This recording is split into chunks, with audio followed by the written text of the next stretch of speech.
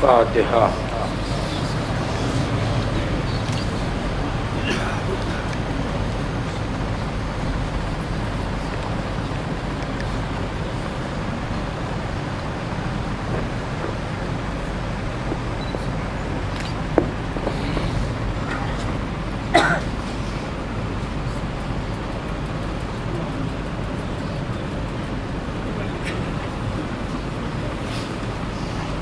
لا حول ولا قوة إلا بالله العلي العظيم۔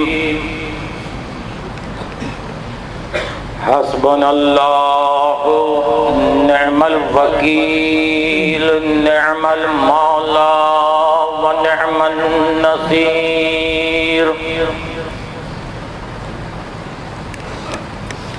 بسم اللہ الرحمن الرحیم۔ الحمد للہ الذی ہدانا لہذا وما كنا لنہتدی لولا ان ہدانا اللہ، والصلاة والسلام علی اشرف الانبیاء مولانا ابی القاسم محمد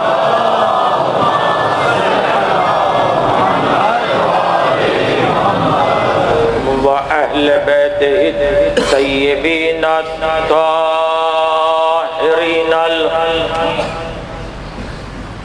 معصومین المظلومین المنتجبین المنتخبین۔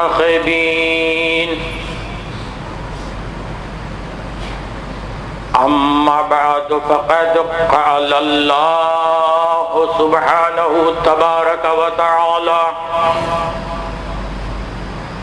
فی قرآنہ المجید وفرقانہ الحمید وقولہ الحق بالحق۔ بسم اللہ الرحمن الرحیم۔ اليوم اکملت لکم دینکم واتممت علیکم نعمتی ورضیت لکم الاسلام دینا۔ صلوات پڑھیں بر محمد۔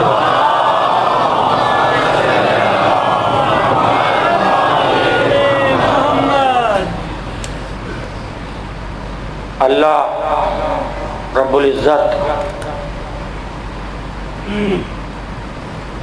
بطفیل شہدائے کربلا آپ کی حاضری کو شرف قبولیت عطا فرمائے۔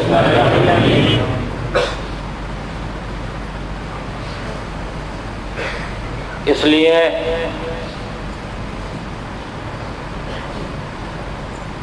کہ یہ مجلسیں اس بات کا ثبوت ہیں کہ یہ شرافت انسانیت ہے، شرافت عدم ہے، اور یہ حق کا اعلان ہوتا ہے باطل کے خلاف۔ اب چاہے باطل کسی بھی دور میں ہو، کیسے بھی ہو، کسی بھی شکل میں ہو،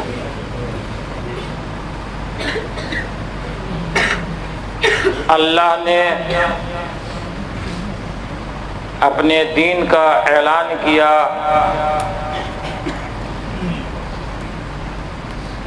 جب اللہ کا رسول آخری حج کر کے واپس آ رہے تھے تو رسول کی قیادت میں حاجیوں کا قافلہ ادھر سے چلا اور جبرائیل کی قیادت میں آیتوں کا قافلہ ادھر سے چلا۔ دونوں مقام غدیر میں آ کر رک گئے۔ رسول نے ارشاد فرمایا کہ جو آگے نکل گئے ہیں انہیں پیچھے بلایا جائے، جو پیچھے رہ گئے ہیں ان کا انتظار کیا جائے۔ جب 1.25 لاکھ حاجی، نمازی، غازی سب جمع ہو گئے تو رسول نے ارشاد فرمایا کہ حکم یہ ہے کہ اللہ نے آج کے دن دین کو کامل کر دیا، نعمتیں تمام ہو گئیں۔ مجموعی اعتبار سے آیت کا پس منظر آپ کی خدمت میں نے پیش کیا۔ غور طلب مسئلہ یہ ہے کہ دین غدیر سے پہلے کامل کیوں نہیں ہوا؟ دین غدیر ہی میں کامل کیوں ہوا؟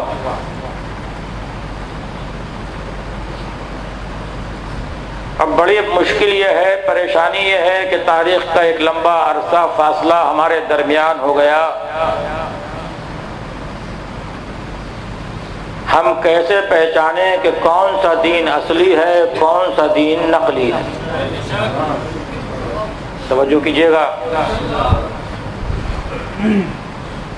دیکھیے، اصلی اور نقلی دو چیزیں ہوتی ہیں، ایک ہوتی ہے بالکل اصل،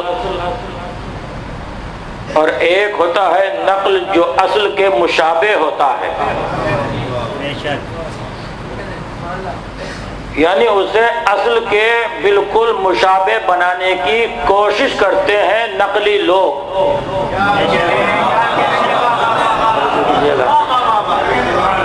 میں بات کو اور واضح کروں تاکہ بچوں تک میری بات پہنچ جائے۔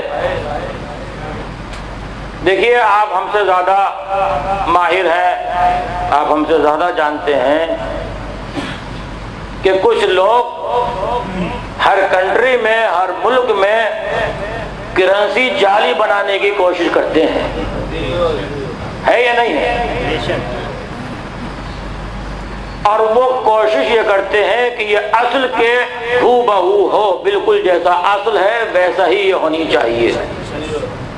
اب آپ نے کسی کو پیسے دیے اور کہا کہ بھائی دکان سے سودا لے آؤ، اب وہ دکاندار کے پاس گیا، دکان نے دیکھا، کہا بھائی مال تو کھرا دوں گا تو پیسہ بھی کھرا ہی لوں گا۔ توجہ کیجیے گا۔ اس نے کہا بات کیا ہے؟ کہ آپ جو کرنسی لائے ہیں یہ نقلی ہے، لہذا اصلی کرنسی دو تو اصلی مال میں تمہیں دوں گا۔ میں نے کہا بھائی مجھے معلوم نہیں کہ اصلی اور نقلی میں فرق کیا ہے، کیسے پہچانے کہ اصلی کون سی ہے اور نقلی کون سی ہے؟ تو انہوں نے کہا دیکھو، اصلی وہ ہے جسے گورنمنٹ کھل کر بناتی ہے، نقلی وہ ہے جسے بندے چھپ کر بناتے ہیں۔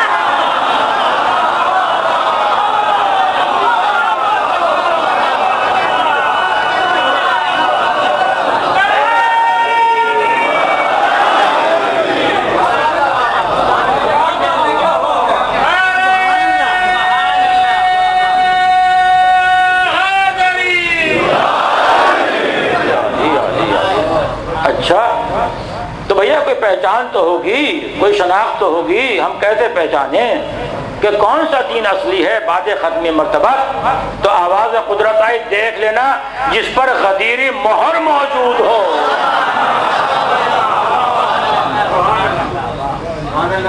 اسی لیے ہم یہ کہتے ہیں کہ ہم ان ذوات مقدسہ کو وسیلہ بناتے ہیں۔ کہا یہ جاتا ہے کہ کیا اللہ سن نہیں سکتا جو آپ کسی کو وسیلہ بناتے ہیں؟ میں یہ کہتا ہوں کہ بات بھائی سننے کی نہیں ہے۔ باہر جو مجمع بیٹھا ہوا ہے کیا وہ سن نہیں سکتا؟ یعنی سن تو سکتا ہے، مگر آپ کی آواز اتنی ضعیف ہے کہ وہاں تک جا نہیں سکتی، لہذا آپ کی ضعیف آواز کو قوی کرنے کے لیے یہ بہترین سسٹم لگایا گیا، یہ ذریعہ بنایا گیا، یہ وسیلہ بنایا گیا تاکہ آپ کی آواز باہر تک پہنچ جائے۔ جب بندے کی آواز بندے تک بغیر وسیلے کے نہیں جا سکتی تو ہماری آواز خدا تک۔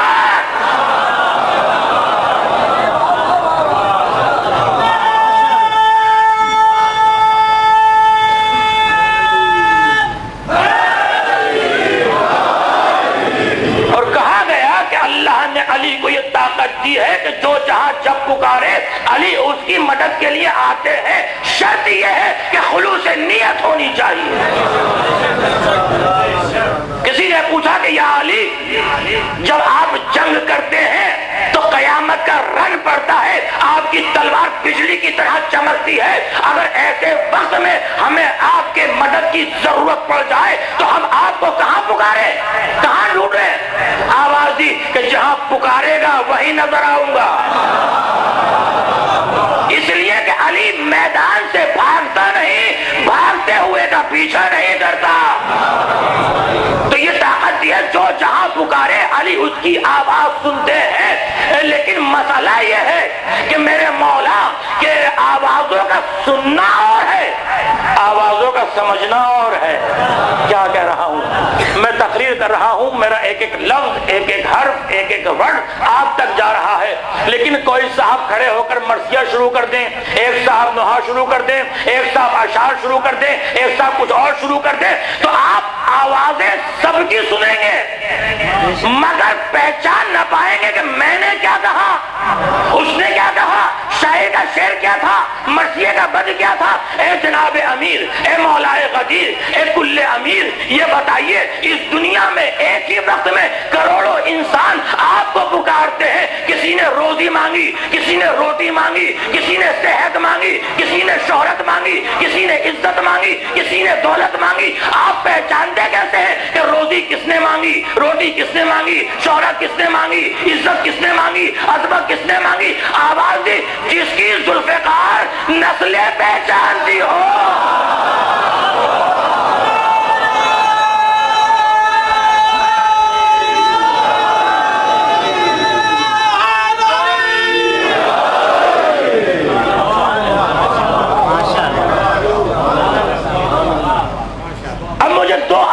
یاد آ رہی، توجہ کیجیے گا، یہاں سے تقریر کا معیار میں نے اور بلند کیا۔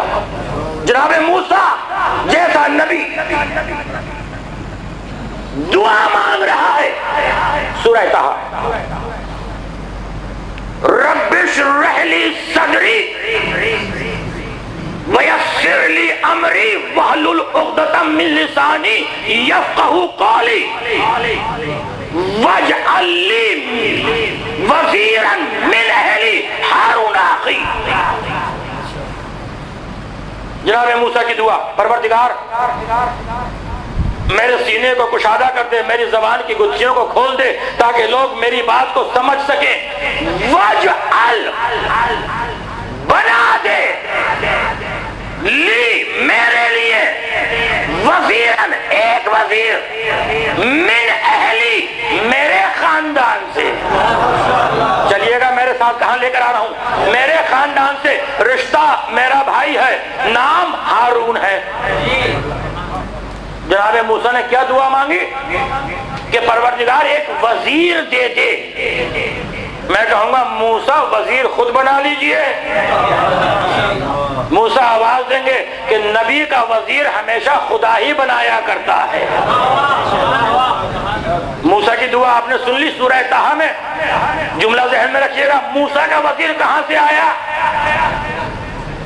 موسیٰ کا وزیر کہاں سے آیا؟ من اہلی، میرے اہل سے، میرے خاندان سے دے دے۔ یہ موسیٰ کا وزیر تھا۔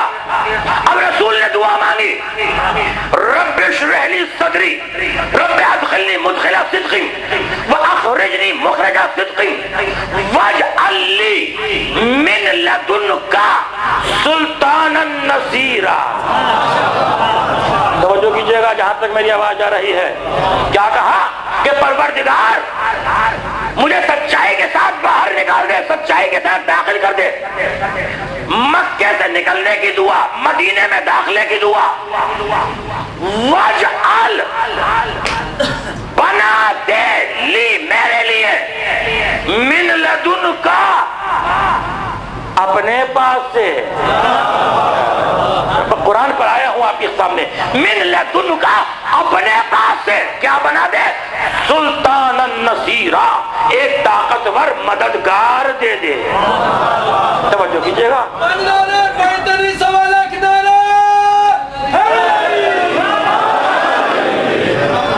پھر سنو آیت کو، رب ادخلنی مدخل صدق واخرجنی مخرج صدق واجعل لی من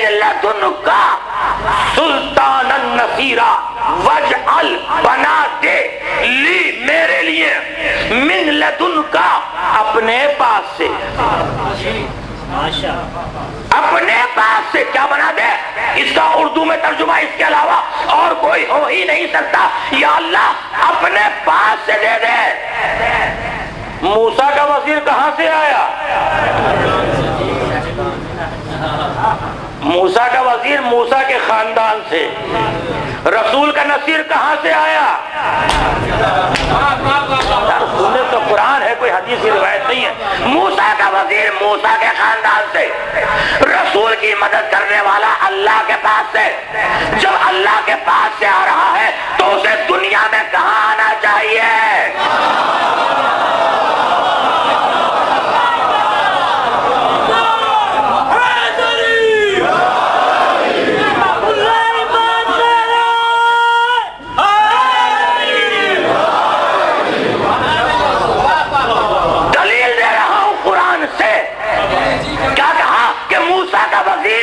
موسیٰ کے خاندان سے رسول کا نصیر آیا خدا کے پاس سے. جب دنیا میں رسول کی مدد کرنے والا خدا کے پاس سے آ رہا ہے تو ظاہر ہے جب دنیا میں آئے گا تو خدا ہی کے گھر میں آئے گا. موسیٰ کو وزیر ملا، رسول کو نصیر ملا. توجہ رکھیے گا. کیا کہا؟ سلطان نصیرہ طاقتور مددگار دے دے.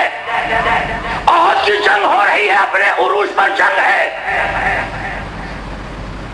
لڑتے لڑتے ایک صحابی رسول کی تلوار ٹوٹ گئی. ٹوٹی ہوئی تلوار لے کر آیا، کہا یا رسول اللہ میری تلوار ٹوٹ گئی. رسول نے سامنے دیکھا، کھجور کی شاخ کو اٹھایا، اس کو دیا. جیسے ہی اس کے ہاتھ میں گئی فوراً تلوار بن گئی. یہ ہے میرا رسول جس کا ارادہ مشیت ہوا کرتا ہے. کجا جا کر جنگ کر. اسی لیے ہم ان صحابہ کرام کا احترام کرتے ہیں. صحابہ جنت میں جائیں گے، آل محمد جنت میں پہنچائیں گے. صحابہ قبر کے عذاب سے بچیں گے، آل محمد قبر کے عذاب سے بچائیں گے. صحابی کوثر پیئیں گے، آل محمد کوثر پلائیں گے.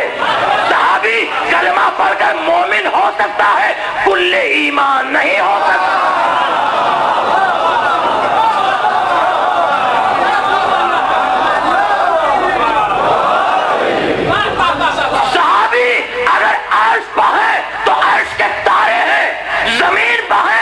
بصیرت کے منارے ہیں. قرآن کے ساتھ ہیں تو سارے طہارت کے پارے ہیں. رسول کے ساتھ ہیں تو سارے ہمارے ہیں.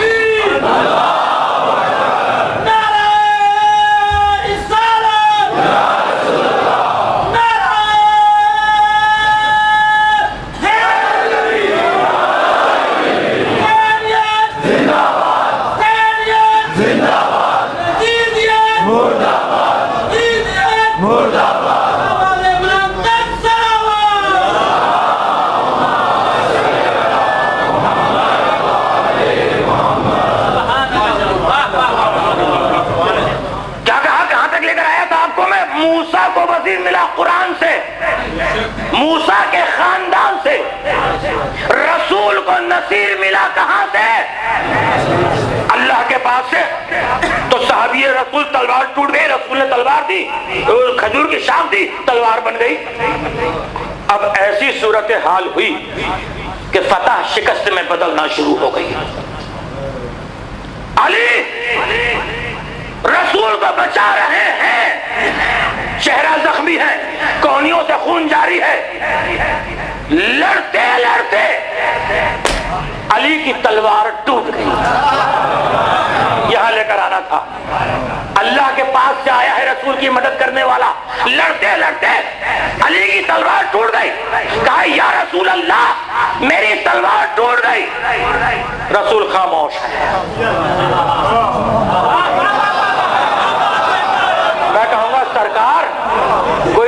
شاخ اٹھا کر دے دیجئے. دیکھیے رسول کا بولنا بھی مصلحت ہوتا ہے, خاموش رہنا بھی مصلحت ہوتا ہے. کہا یا رسول اللہ میری تلوار ٹوٹ گئی.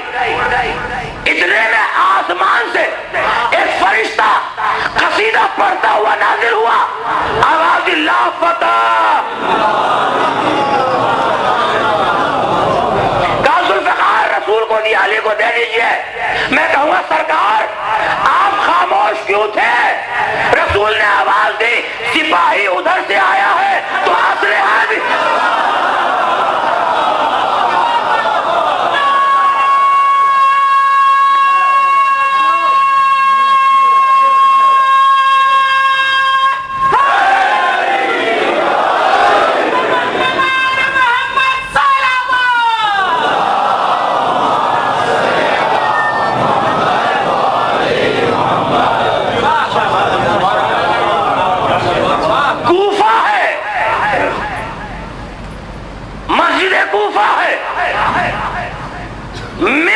کوفہ پر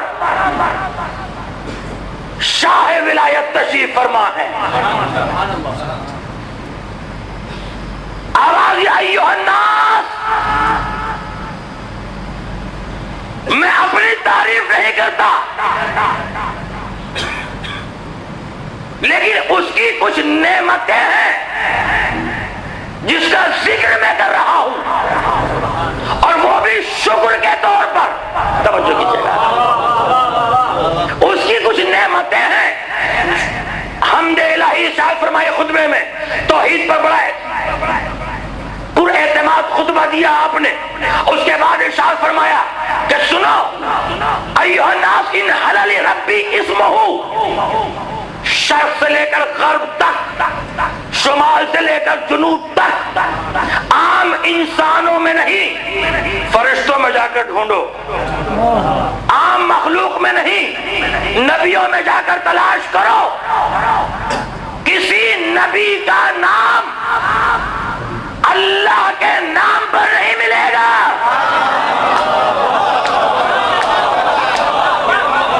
میرے مولا نے آواز دی کہ میں اس اللہ کا شکر کیوں نہ کروں.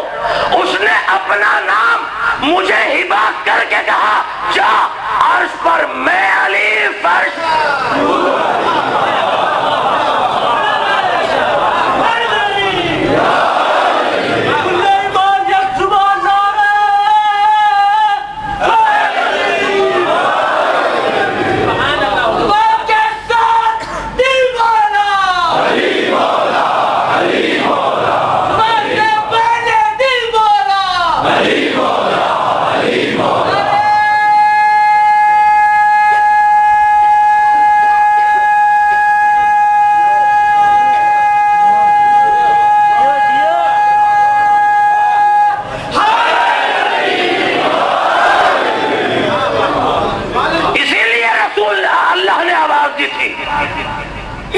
اطیعوا اللہ واطیعوا الرسول واولی الامر منکم.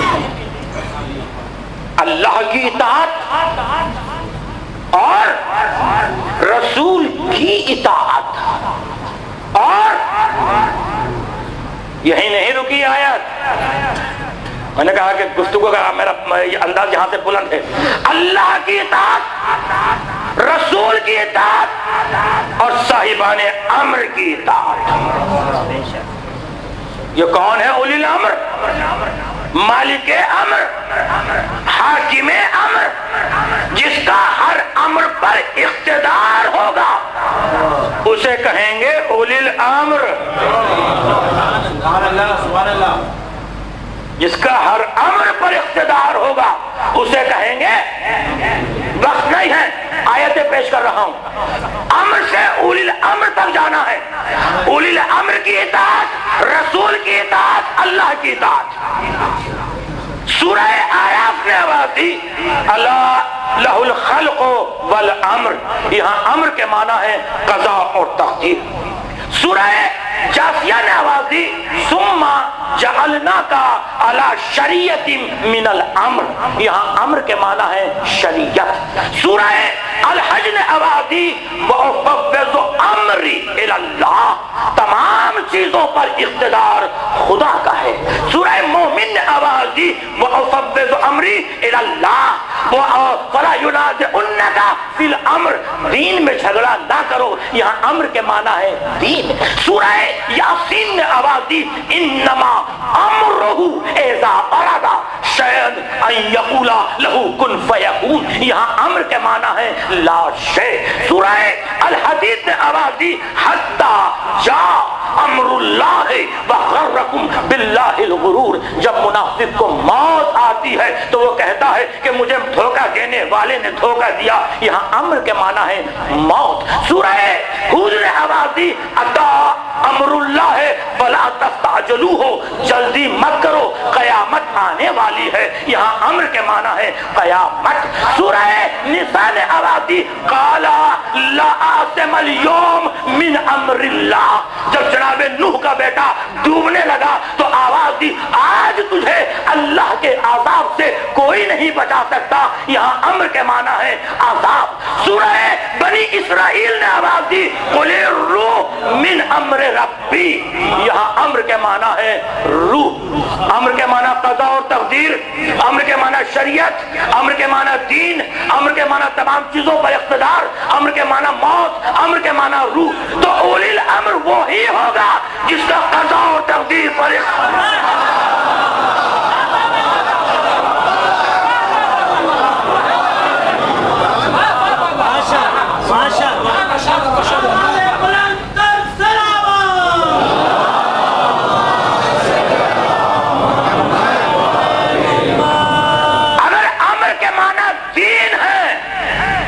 اولی الامر وہی ہوگا جس کا دین پر اقتدار ہوگا۔ امر کے معنی موت ہے تو اولی الامر وہی ہوگا جس کا موت پر اقتدار ہوگا۔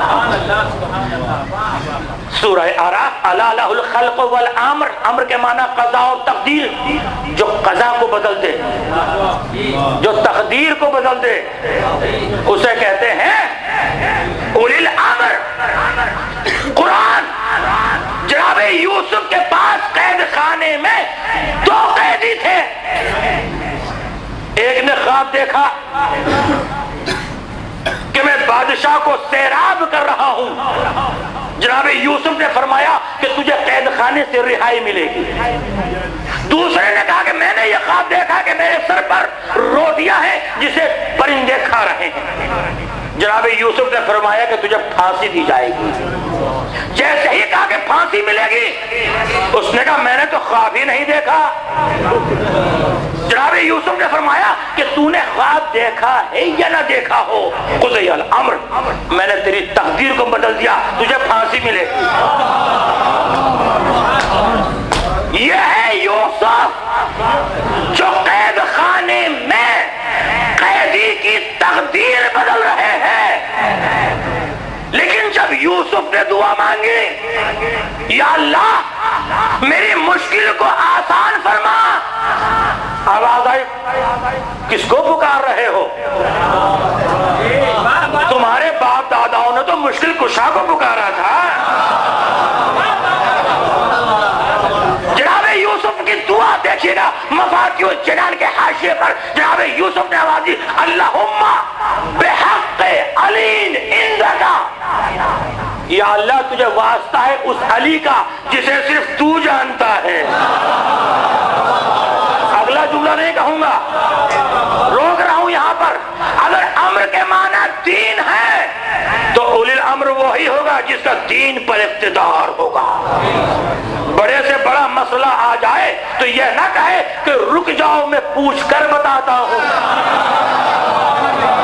اولی الامر وہ ہوگا جو آواز دے منبر پر سلونی سلونی۔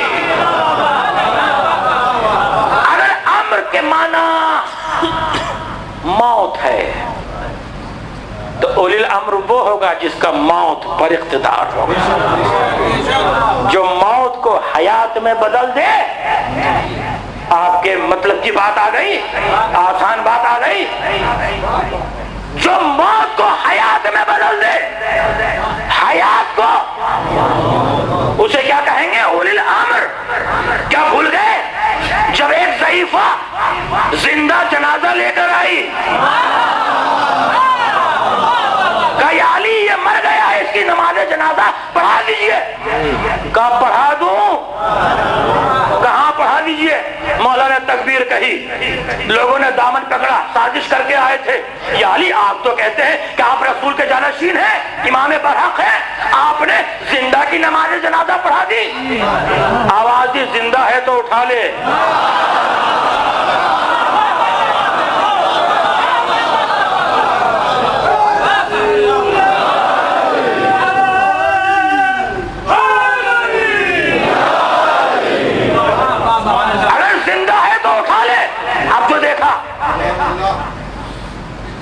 اِنَّا لِلَّهِ وَإِنَّا إِلَيْهِ راجعون۔ ضعیفہ قدموں پر گر گئی، یا علی زندہ لے کر آئی تھی، زندہ لے کر جاؤں گی۔ مولا نے فرمایا کہ انسان مرتا تب ہے جب اس کی روح نکل جائے۔ روح امر، میں ہوں اولی الامر۔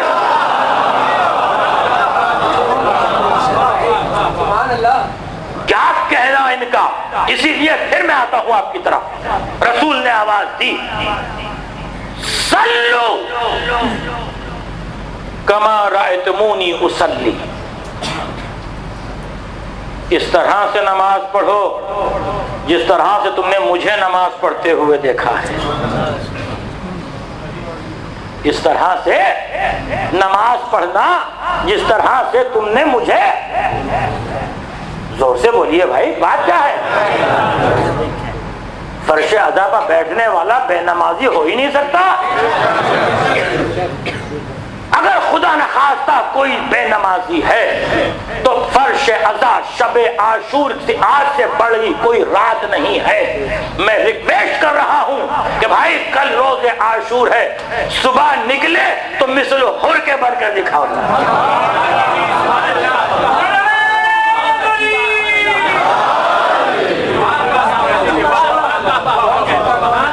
نوجوانوں کو چاہیے کہ ہم اس امام کے ماننے والے ہیں کہ جس نے کبھی نماز کو نہیں چھوڑا۔ جنگ صفین میں مولا نے فرمایا مصلی بچھا دو، کہنے والے نے کہا مولا جنگ تو اپنے عروج پر ہے۔ امام نے فرمایا اسی نماز کو قائم کرنے کے لیے جنگ کر رہا ہوں۔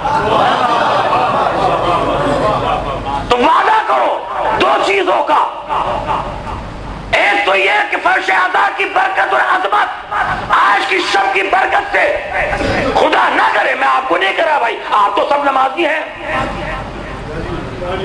اگر کوئی نہ پڑھتا ہو تو کل سے ہم نماز شروع کریں گے۔ دوسرے یہ کہ دنیا جو آگے جا رہی ہے وہ علم کی وجہ سے، ہماری قوم کے بچے کو چاہیے کہ وہ علم حاصل کرے۔ باب مدینۃ العلم کا واسطہ آپ کو علم حاصل کرنا چاہیے۔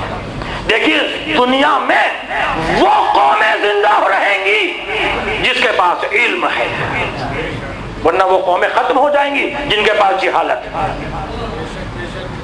وعدہ کرو فرش ادا پر بیٹھ کر، وعدہ کر رہے ہیں آپ یا نہیں؟ ہاتھ اٹھاؤ، وعدہ کرو آج کی شب۔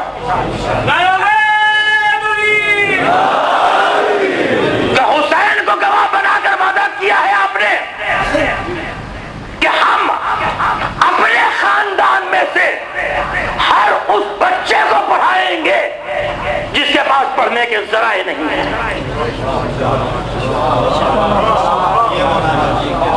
وعدہ کیا ہے آپ نے، یاد رکھیے گا، جب آج آپ ایک پودا لگائیں گے وہی پودا کل کو پھل دے گا۔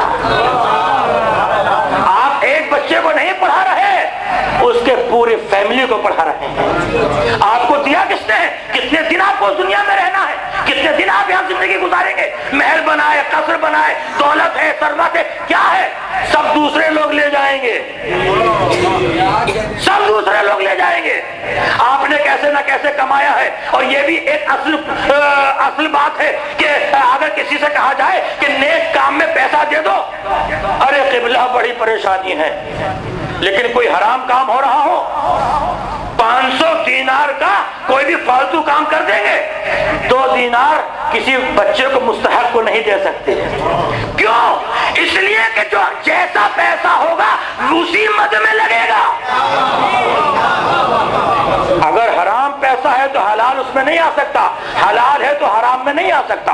وعدہ ہوا، وعدہ کیا شب عاشور میں آپ نے کہ ہر بچہ، ہر شخص جس قابل ہے وہ اپنے خاندان میں سے ایک بچے کو پڑھائے گا. ہے بھائی وعدہ؟ بس یہ میرا میسج تھا پورے عشرے کا. آپ نے آج شب عاشور فرش عزا پر بیٹھ کر وعدہ کیا ہے. جو جس قابل بھی ہے، اگر کسی کے پاس نہیں ہے تو خدا کرے اس شب کی برکت سے اسے پروردگار دولت عطا فرمائے. علامہ صاحب کی صحت و سلامتی کے لیے بلند تر صلوات.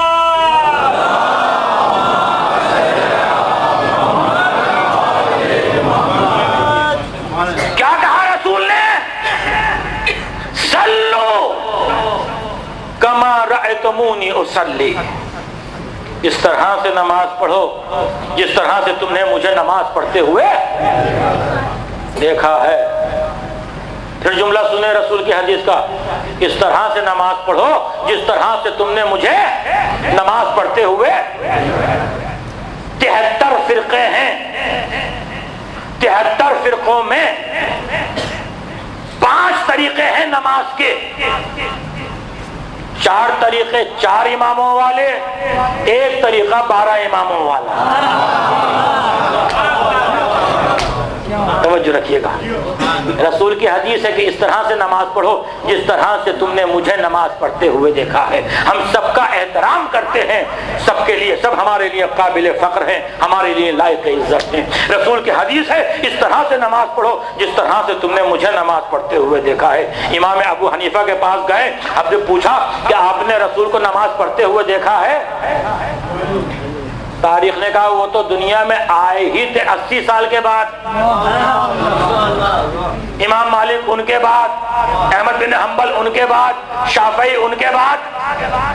تو انہوں نے تو کسی کو رسول کو نماز پڑھتے ہوئے دیکھا نہیں. اب ہم آئے 12 کے پاس. 12 کے پہلے سے پوچھا تم نے رسول کو نماز پڑھتے ہوئے دیکھا ہے؟ تو تاریخ نے کہا کہ یہ پہلا وہ ہے جس نے سب سے پہلے نبی کو نماز پڑھتے ہوئے دیکھا. دوسرا وہ جس نے پہلو پہ دیکھا. تیسرا وہ جس نے پشت پر بیٹھ کے دیکھا.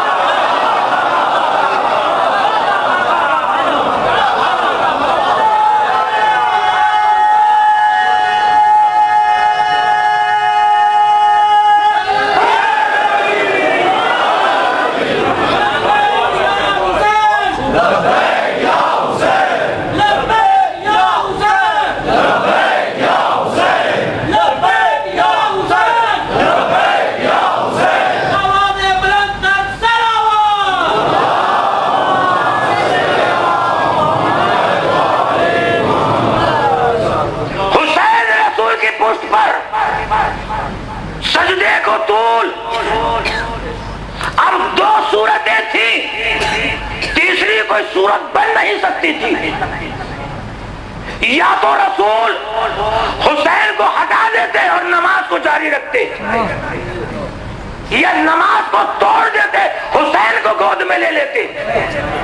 لیکن اللہ نے میرے رسول کا کمال اعتدال، نہ حسین کو نماز کے لیے چھوڑا نہ نماز کو حسین کے لیے چھوڑا، اور بتا دیا کہ اگر عبادت الہی لفظوں میں ڈھلے تو نماز بنے، پیکر میں ڈھلے تو حسین. رسول کی حدیث کیا ہے کہ اس طرح سے نماز پڑھو جس طرح سے تم نے مجھے نماز پڑھتے ہوئے دیکھا ہے. تو رسول نے نماز پڑھی، علی نے دیکھا، علی نے پڑھی، حسن نے دیکھا، حسن نے پڑھی، حسین نے دیکھا، حسین نے پڑھی، زین العابدین نے دیکھا، زین العابدین نے پڑھی، محمد باقر نے دیکھا، محمد باقر نے پڑھی، جعفر صادق نے دیکھا، جعفر صادق نے پڑھی، موسی کاظم نے دیکھا، موسی کاظم نے پڑھی، علی غزا نے دیکھا، علی غزا نے پڑھی، محمد تقی نے دیکھا، محمد تقی نے پڑھی، علی نقی نے دیکھا، علی نقی نے پڑھی، حسن عسکری نے دیکھا، حسن عسکری نے پڑھی، آخری حجت نے دیکھا، آخری حجت نے پڑھی، نواب اربع نے دیکھا، نواب پڑھی، تبع تابعین نے دیکھا، تبع تابعین نے پڑھی، آیت اللہ مرتضوی نے دیکھا، آیت اللہ مرتضوی نے پڑھی، آیت اللہ شیخ صدور نے دیکھا، شیخ صدوق نے پڑھی، شیخ مفید نے دیکھا، شیخ مفید نے پڑھی، آیت اللہ بروجردی نے دیکھا، آیت اللہ بروجردی نے پڑھی، آیت اللہ حائری نے دیکھا، آیت اللہ حائری نے پڑھی، آیت اللہ خوئی نے دیکھا، آیت اللہ خوئی نے پڑھی، آیت اللہ خمینی نے دیکھا، خمینی نے پڑھی، سیستانی نے دیکھا، سیستانی نے پڑھی، ہم نے دیکھا۔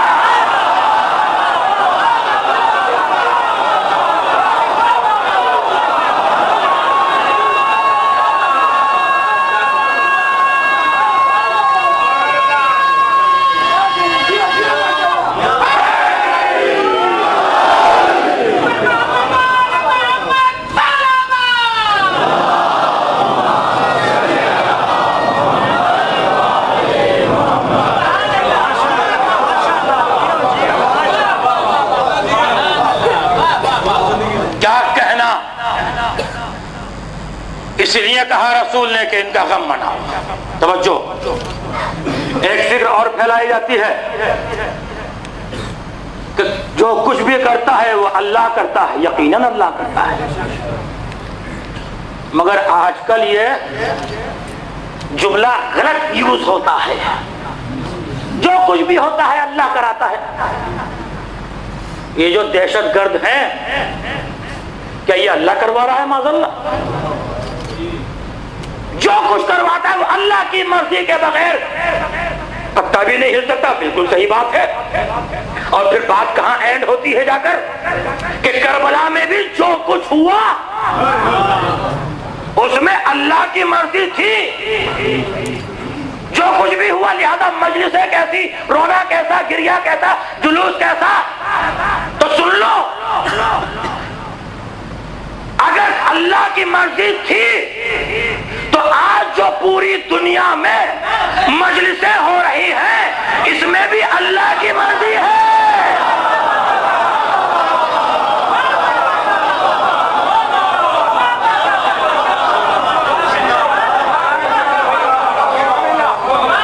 اور ان مجلسوں میں جو یزید پر لعنت ہو رہی ہے،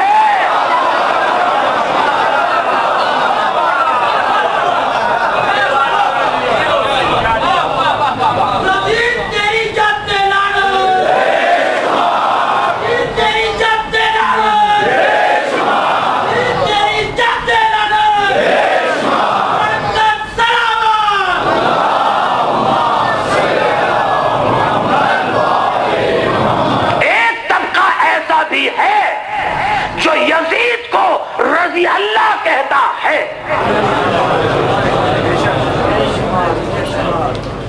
میں کہتا ہوں کہ کروڑوں کتے مل کر بھی اگر یزید کو رضی اللہ کہیں تو یہ حسین کی عزت گھٹ نہیں سکتی، یزید کو عزت مل نہیں سکتی، مگر تمہارے رضی اللہ کہنے سے ہمیں رضی اللہ کی حیثیت کا پتہ چل گیا۔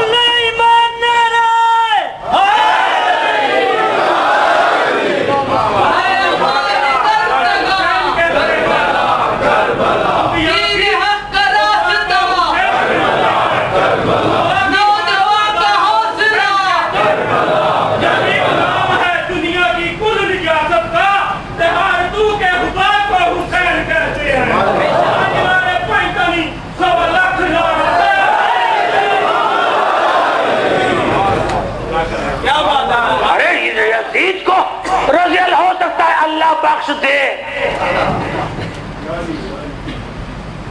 کبھی کسی نے قابل کے لیے نہیں کہا، کیسے بھی رضی اللہ کا ہو، کے بیٹے کا کوئی ساتھی نہ ملا، ہندا کے پوتے کے اتنے وکیل آ گئے۔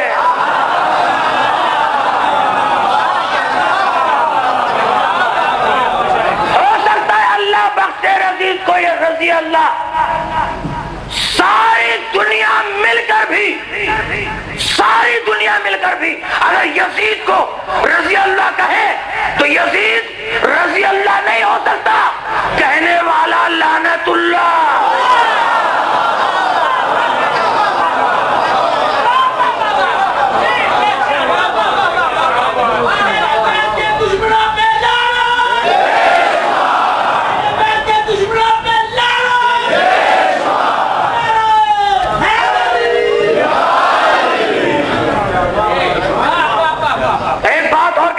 کہ یہ روتے ہیں، خود ہی معاذ اللہ ثم معاذ اللہ، خود ہی شہید کیا، خود ہی روتے ہیں، خود ہی سینہ پیٹتے ہیں۔ سن لو، ایک یزیدی سے کہنا چاہتا ہوں کہ اگر تمہارا یہ الزام ہے تو تم بھی اپنے گھروں سے نکلو، بچوں کو لے کر آؤ۔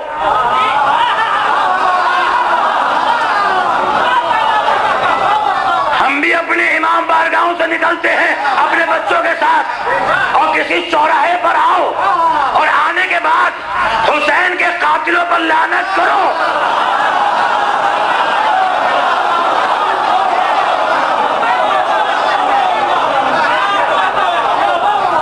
اور لعنت کرتے وقت کسی انصاف پسند سے پوچھو کہ ہمارا چہرہ اترتا ہے؟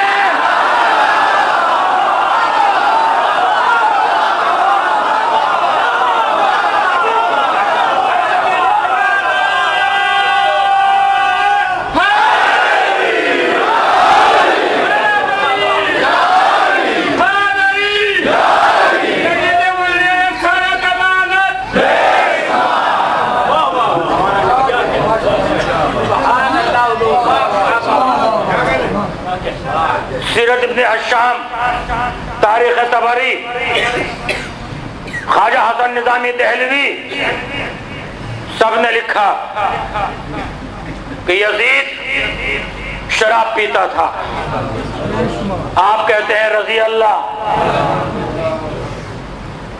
سب نے لکھا کہ یزید محرم اور نامحرم میں فرق نہیں سمجھتا تھا، آپ نے لکھا رضی اللہ۔ یزید رسول کی حدیثوں کا مذاق اڑاتا تھا، تم لکھتے ہو رضی اللہ۔ اب ہم کنفیوز ہیں، ہر کسی کو چیک کر کر دیکھیں گے کہیں اندر یزید تو چھپا ہوا نہیں ہے۔ نجاستوں میں جو پلا وہ یزید ہے۔ حسین رسول کی آغوش کا پرورد ہے، رسول کی زبان چوس کر پروان چڑھا، رسول نے ناز بردریاں کی۔ صاحب منیت الطالبین شاہ ولی الحق دہلوی دونوں لکھتے ہیں کہ جب رسول کے ہاتھوں پر حسین تھے، ولادت ہوئی تھی، اسی وقت کچھ 2-3 دن کے حسین رسول کے ہاتھوں پر، رسول دیکھ کر مسکرا رہے ہیں، مسکراتے مسکراتے رسول کی آنکھوں میں آنسو آ گئے۔ میں پوچھنا چاہتا ہوں، یہ بتاؤ کہ رسول کے ہاتھوں پر حسین زندہ ہیں یا مردہ ہیں؟ تو سب یہی کہیں گے کہ حسین زندہ ہے۔ آج کہا جاتا ہے کہ سید الشہداء حسین پر شہید زندہ ہوتا ہے، کیوں روتے ہو؟ رسول روئے اس لیے روتے ہیں، رسول نے گریہ کیا اس لیے روتے ہیں۔ کہا جاتا ہے روئیں وہ کہ جو قائل ہیں ممت شہداء کے، ہم زندہ جاوید کا ماتم نہیں کرتے۔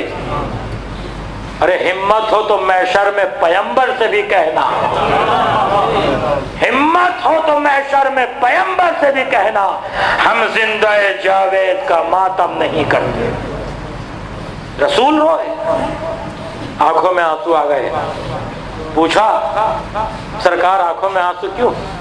کہ یہ میرا حسین ہوگا، کربلا کا میدان ہوگا، 3 دن کی بھوک اور پیاس ہوگی، میرے دین کو بچانے کے لیے، اللہ کی عبادت کو بچانے کے لیے، نمازوں کے خلوص کو قائم رکھنے کے لیے حسین اپنا گلا کربلا کے میدان میں شہید کرائے گا۔ تاریخیں اٹھا کر دیکھیے، ہمارے مسلمان مورخین نے لکھا کہ جس دن امام حسین شہید ہوئے اس دن جہاں سے یہ پتھر اٹھایا جاتا تھا وہاں سے خون نکلتا تھا۔ 7 دن تک دنیا میں اندھیرا رہا۔ تبری بھی لکھتے ہیں، دوسرے لوگوں نے بھی لکھا ہے کہ جب رسول حسین کی شہادت ہوئی ہے تو رسول نے سر پر خاک ڈالی، سر سے امامہ اتار دیا۔ ام سلمہ زوجہ رسول نے رسول کو خواب میں دیکھا، پوچھا اے اللہ کے رسول یہ کیا حالت بنائی ہوئی ہے؟ آواز ام سلمہ میں کربلا سے آ رہا ہوں، اس لیے روتے ہیں ہم۔ ہاں عزیزوں، آج کی شب حسین کی زندگی کی آخری شب ہے۔ آج کی رات حسین کی زندگی کی آخری رات ہے۔ آج کی جو رات ہے وہ غریبوں کی رات ہے، آج کی جو رات ہے وہ پردیسیوں کی رات ہے، آج کی جو رات ہے وہ مسافروں کی رات ہے، لیکن جب کل جو رات آئے گی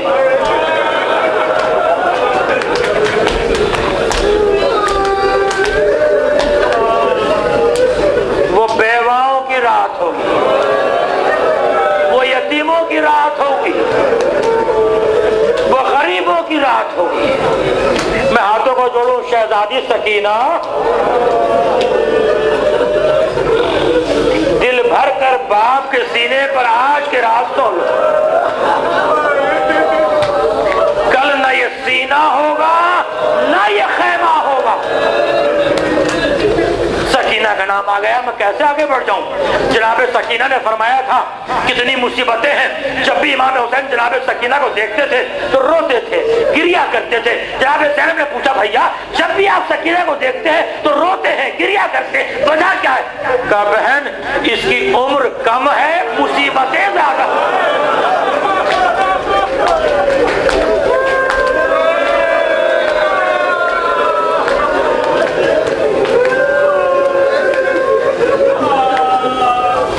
سکینہ نے فرمایا تھا کہ مجھے ایسی جگہ دفن کرنا کہ جو جگہ نرم ہو۔ میں ایک منزل دکھاتا ہوں پھر کربلا پہ شب عاشور پہ آپ کو لے کر آؤں گا۔ جناب سکینہ نے پوچھا تھا سید سجاد سے یہ بتاؤ کہ جب پیاس زیادہ بڑھتی ہے تو کیا عالم ہوتا ہے؟ مولا سجاد نے فرمایا کہ جب پیاس بڑھتی ہے تو ہونٹ خشک ہوتے ہیں۔ کہ اگر پیاس اس سے بھی زیادہ بڑھ جائے کا منہ خشک ہونے لگتا ہے، کہ اگر پیاس اس سے بھی زیادہ بڑھ جائے کا گلا خشک ہونے لگتا ہے، کہ اگر پیاس اس سے بھی زیادہ بڑھ جائے کا بدن سوکھنے لگتا ہے، کہ اگر پیاس اس سے بھی زیادہ بڑھ جائے کا ہڈیاں گوشت چھوڑنے لگتی ہیں۔ کا سکینہ کی یہی منزل ہے، شب عاشور ہے۔ روز طرح سے جب کوئی ہمارا مر جاتا ہے تو ہم تڑپ کر روتے ہیں۔ لوگ پوچھتے ہیں اس مرنے والے سے اس کا کیا تعلق ہے؟ تو اس طرح سے فاطمہ کو پوچھتا دو۔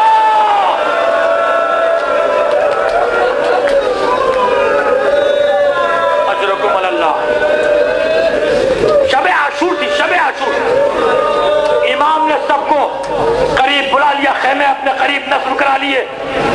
کے خیمے سب کے قریب ہے.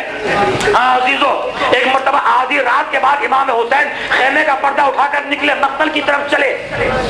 جیسے ہی چلے کسی کے آنے کی آہٹ ہوئی.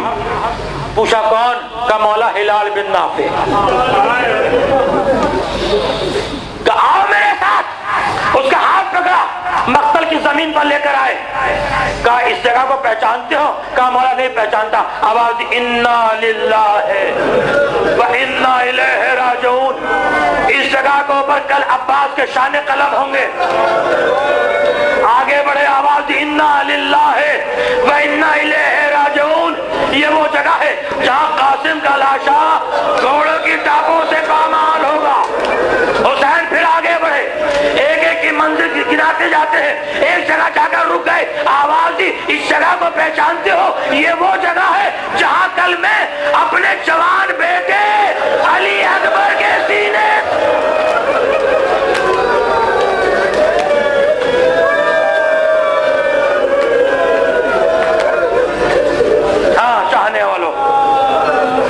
مرتبہ وہ کہتا ہے کہ امام نے اس کا ہاتھ چھوڑا اور امام دوڑے ایک نشیب کی طرف اور یہ کہتے ہوئے دوڑے اماں میں آ گیا.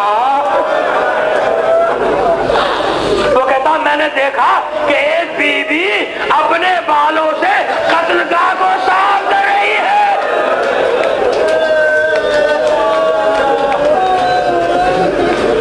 شب عاشور ہے، شب عاشور ہے. ہر بی بی اپنی قربانی کو دیکھ رہی ہے. ام لیلا نے علی اکبر کو بلایا، میرے لال تھوڑی دیر کے لیے میرے زانوں پر لیٹ جاؤ. کل نہ یہ خیمہ ہوگا نہ یہ چہرہ ہوگا. آخری رات ہے. ام لیلا کو بڑی تمنا تھی کہ جب میرا لال 18 سال کا ہو جائے گا تو میں اس کی شادی رچاؤں گی، صحرا باندھوں گی. ایک مرتبہ علی اکبر لیٹے، ام لیلا نے علی اکبر کا چہرہ دیکھا. جب کچھ دیر ہو گئی علی اکبر کی آنکھ کھلی. اماں آپ نے تو پہلو بھی نہ بدلا. ہاں عزیزو، وہ جب صبح نمودار ہوئی ہے، ایک مرتبہ علی اکبر نے آواز دی بابا مجھے مرنے کی اجازت دے دیجیے. حسین نے آواز دی بیٹا میں کس طرح سے تجھے اجازت دے سکتا ہوں. ایک مرتبہ علی اکبر نے اصرار کیا، اجازت ملی. علی اکبر نے رخصت کے وقت میں امام کے کان میں آہستہ سے کچھ کہا. امام غش کھا گئے. جب غش سے افاقہ ہوا تو جناب زینب نے پوچھا بھیا علی اکبر نے کیا کہا تھا؟ کہا بہن زینب دستور دنیا یہ ہے کہ ضعیف باپ جوان سے وصیت کرتا ہے. کربلا میں تاریخ الٹ گئی. جوان بیٹا ضعیف باپ سے وصیت کر رہا ہے بابا میری ماں کا خیال رکھنا.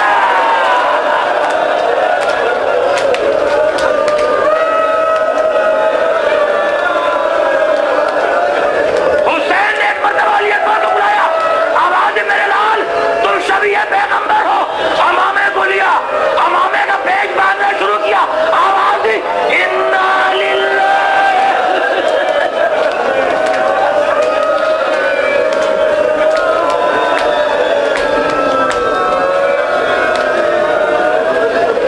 علی اکبر میدان کو چلے، کسی کے آنے کی آس ہوئی، پیچھے مڑ کر دیکھا. کیا دیکھا؟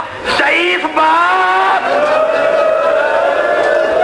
آواز بابا آپ نے تو مجھے رخصت کر دیا تھا، اب آپ بار پیچھے کیوں آ رہے؟ کہا بیٹا اگر تم صاحب اولاد ہوتے.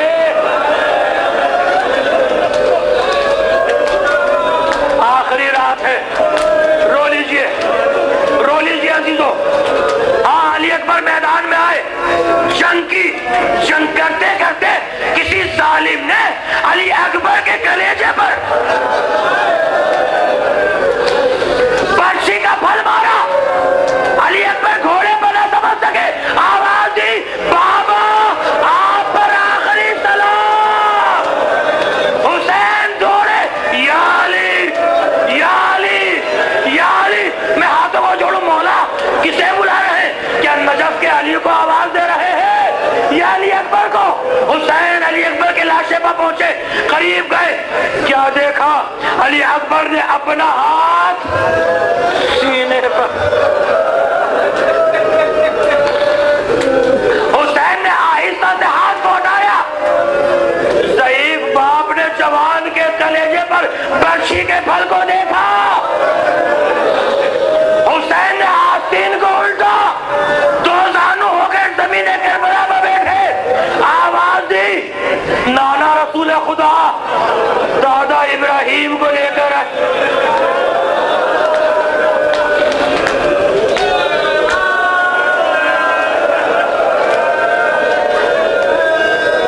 میں نے اپنی آنکھوں کو پٹی نہیں باندھی، میرے ہاتھ کانپ نہیں رہے،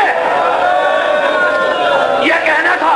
ایک مرتبہ علی اکبر کی برچھی کے پھل کو پکڑا، برچھی کے پھل کو پکڑ کے ہلایا، جیسے ہلایا علی اکبر کا کلیجہ